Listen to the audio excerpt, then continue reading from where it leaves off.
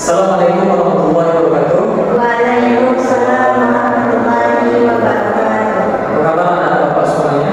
Alhamdulillah, luar biasa. Allahu Akbar. Alhamdulillah ya. Baiklah, pada hari ini bapak akan menyampaikan suatu materi buat anak bapak, ini berkaitan tentang sejarah budaya Islam. Oke, dimana bapak akan menjelaskan tentang awal dakwah Nabi Muhammad SAW. Nah, awal dakwah Nabi Muhammad SAW ini bertandai dengan dapatnya wahyu oleh Nabi Muhammad SAW pertama kali, yang mana Nabi mendapatkan wahyu pertama kali pada tanggal 17 Ramadan tahun 610 Masehi, tepatnya berada di Gua Hiro di Bukit Jabal Nur di bagian sebelah kota timur Makkah pada masa itu. Nah, wahyu yang pertama kali turun ya, ini bisa Bapak lihat di PPT Bapak. Nah, ini wahyu yang pertama kali turun. Nah, coba sebelum itu Bapak dulu yang membacakannya. Nah, wahyu yang pertama kali turun itu adalah surah Al-Alaq ayat 1 sampai 5 yang bunyi Iqra bismi rabbika alladzi khalaq khalaqal insana min 'alaq Iqra wa rabbukal akram alladzi 'allama bil qalam 'allama al insana ma lam ya'lam. Nah, artinya bacalah dengan menyebut nama Tuhanmu yang menciptakan. Dia telah menciptakan manusia dari segumpal darah. Bacalah, dan Tuhanmu lah yang Maha Pemurah, yang mengajarkan manusia dengan perkara kalam. Dia mengajarkan kepada manusia yang tidak diketahuinya. Nah, ini adalah wahyu pertama, menjadi pertanda bahwa diangkatnya Nabi Muhammad SAW menjadi seorang nabi dan rasul. Nah, ketika Nabi Muhammad SAW mendapatkan wahyu pertama ini, maka disinilah berarti awal mula dakwah